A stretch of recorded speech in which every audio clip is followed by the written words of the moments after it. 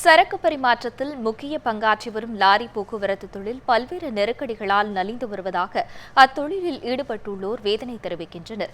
மற்ற துறையினருக்கு உள்ளது போல நல வாரியம் அமைத்து லாரி உரிமையாளர்களையும் அவர்களை சார்ந்து வாழும் தொழிலாளர்களையும் காக்க வேண்டும் என்ற கோரிக்கை எழுந்துள்ளது. இதுகுறித்த செய்தி தொகுப்பை பார்க்கலாம். நாமக்கல் மாவட்டத்தில் விவசாயத்திற்கு அடுத்தபடியாக லாரி போக்குவரத்து தொழில் பிரதானமாக உள்ளது. இங்கு மட்டும் சுமார் 55,000 லாரிகள் உள்ளன. பெரும்பாலான லாரி உரிமையாளர்கள் சங்கங்கள் நாமக்கல் மாவட்டத்தையே தலைமையிடமாக கொண்டுள்ளன. லட்சக்கணக்கான பேருக்கு நேரடியாகவும் மறைமுகமாகவும் வேலைவாய்ப்பளிக்கும் இந்த லாரி தொழில் பல்வேறு நெருக்கடிகளால் தற்போது நலிவடைந்து வருகிறது. ஓட்டுநர்கள் பற்றாக்குறை, சுங்க கட்டணம் உயர்வு, டீசல் விலை உயர்வு உள்ளிட்ட பல்வேறு விஷயங்களை இதற்கு காரணங்களாக முன்வைக்கிறார் தமிழ்நாடு லாரி உரிமையாளர்கள் சம்மேளனத்தின் முன்னாள் தலைவர் நல்லதம்பி. லாரி தொழிலிலே டிரைவர் பற்றாக்குறை, டீசல் விலை உயர்வு, அடிக்கடி சுங்க கட்டண உயர்வு, வருடாந்திரம் இன்சூரன்ஸ் பிரீமியம் உயர்வு, உதிரி பாகனுடைய விலை உயர்வு,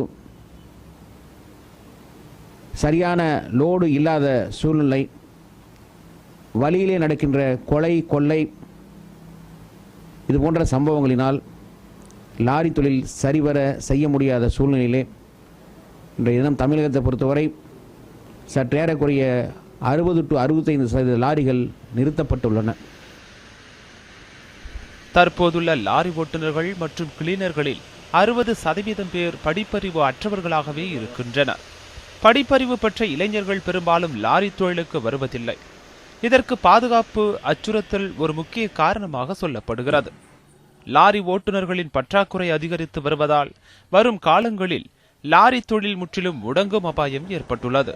இதனை தடுப்பதற்கு ஓட்டுநர் உரிமம் வழங்கும் முறையில் மாற்றம் செய்ய வேண்டும் என சொல்கிறார் 30 ஆண்டுகளுக்கு மேலாக லாரி ஓட்டுநராக உள்ள சிவலிங்கம். டிரைவர் இப்போ வர வர பற்றாக்குறை அதிகமானதால கவர்மெண்ட் படிக்க தெரிஞ்சாலும் தெரியலனாலும் லைசன்ஸ் தேவை இருக்கணும். இதுக்கு எந்த ஒரு படிப்பும் தேவை கிடையாது. வண்டியாக போகிறாங்க, வராங்க, பிடிக்கிறாங்க. இதனால் இப்போ இந்த லைசன்ஸ் கொடுக்கறத கொஞ்சம் ஏதோ செலவு பண்ணி ஒரு 4வது 3வது ஓரளவுக்கு படிக்க தெரிஞ்சால் போதும் அப்படிங்கிற அளவுக்கு கொடுத்தா பின்னால் கொஞ்சம் டிரைவர் டிமாண்ட் இல்லாமல் வண்டிங்க ஓடும்.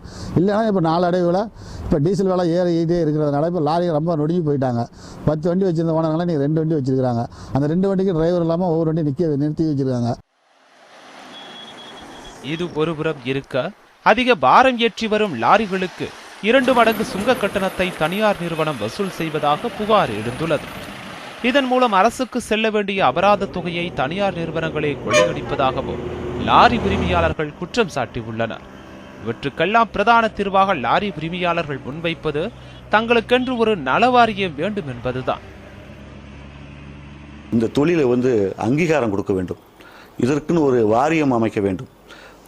ஒரு அமைச்சர் பதவி இதற்கு தனியாக நலவாரியம், தொழிலாளர் நலவாரியம் உரிமையாளர்களுக்கும் பாதிக்கப்படாத அளவுக்கு அவர்களுக்கு தேவையான அளவு ஒரு வயதானவர்கள் கூட வயதான இருக்கா அவங்களுக்கு ஒரு பென்ஷன் அளவுக்கு மற்ற துறைகளை பார்க்கும்போது அமைப்பு சாரா தொழிலாளர்கள் எல்லாம் கட்டுமான பணி மற்ற வேறு பணிகள்லாம் இருப்பதை போல லாரி தொழிலுக்கும் அமைப்பு சாரா தொழிலாளருக்கு ஒரு அங்கீகாரம் அளித்து அது அமைச்சகத்திலே அதை தனி வாரியமாக சேர்க்க வேண்டும்.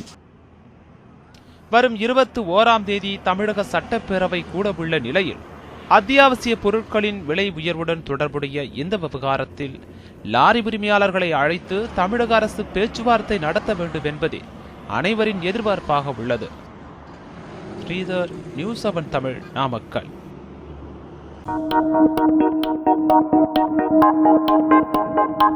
Thank you.